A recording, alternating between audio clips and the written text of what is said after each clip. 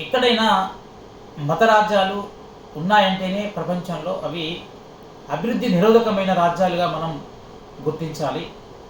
అభివృద్ధి అంటే మనం ప్రజాస్వామ్య దేశాల్లో ఆడ మగ సమానంగా ఉండే దేశాలు, ఆడవాళ్ళని మగవాళ్ళని లింగ వివక్షత లేకుండా, వర్ణ వివక్షత లేకుండా మనుషులనేటువంటి గుర్తిస్తూ మనం ఉన్నటువంటి దేశాలను మనం అభివృద్ధి చెందిన దేశాలుగా మనం గుర్తిస్తున్నాం. ఎక్కడైతే వివక్ష ఉంటుందో, వివక్షత ఉన్న దేశాలను, పేద దేశాలే వివక్షతలో ఉంటున్నాయి సాధారణంగా, అక్కడనే ఆ మతం అనేటువంటిది బలమైనగా పనిచేస్తున్నది. మత రాజ్యాలుగా కనబడుతున్నాయి అవన్నీ కూడా. మొన్నటికి మొన్న ఆఫ్ఘనిస్తాన్లో తాలిబాన్ ప్రభుత్వం ఏనాడు తాలిబాన్ ప్రభుత్వం ఒక చట్టం చేసింది.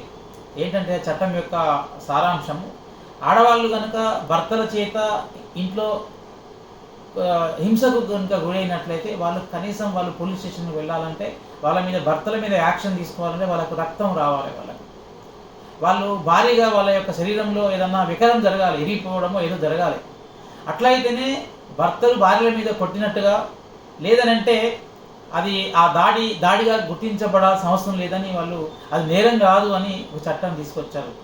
అది కూడా భర్త కనుక భార్యను కొట్టినా, నార్మల్గా తిట్టినా, కాళ్ళు చేతులు విరగొట్టినా, రక్తం వచ్చినా శిక్ష ఏంటంటే కేవలం 3 నెలలు.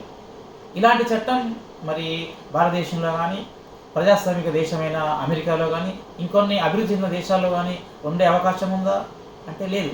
ఎక్కడైతే అది ఆఫ్ఘనిస్తాన్ పేద దేశంగా ఉన్నది, మత దేశంగా ఉన్నది కాబట్టి అక్కడ ఇలాంటివి సాధ్యమవుతున్నాయి. అక్కడ ఆడవాళ్ళు చదువుకోకూడదు, ఆడవాళ్ళు పరదాను ధరించి ముఖం కనబడకుండానే జీవించాలి, లోపలనే ఉండాలి, వాళ్ళకి ఏ పని చేయడానికి హక్కు లేదనేటువంటి విధానం ఈ మతాలు బలంగా ఉన్నటువంటి అనేక దేశాల్లో మనకు కనబడుతున్నాయి.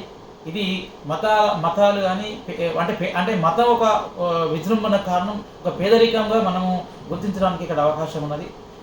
కాబట్టి మత రాజ్యాలు రావాలని కోరుకునేటువంటి వాళ్ళకి ఇదొక హెచ్చరికగా మనం చెప్పవచ్చు.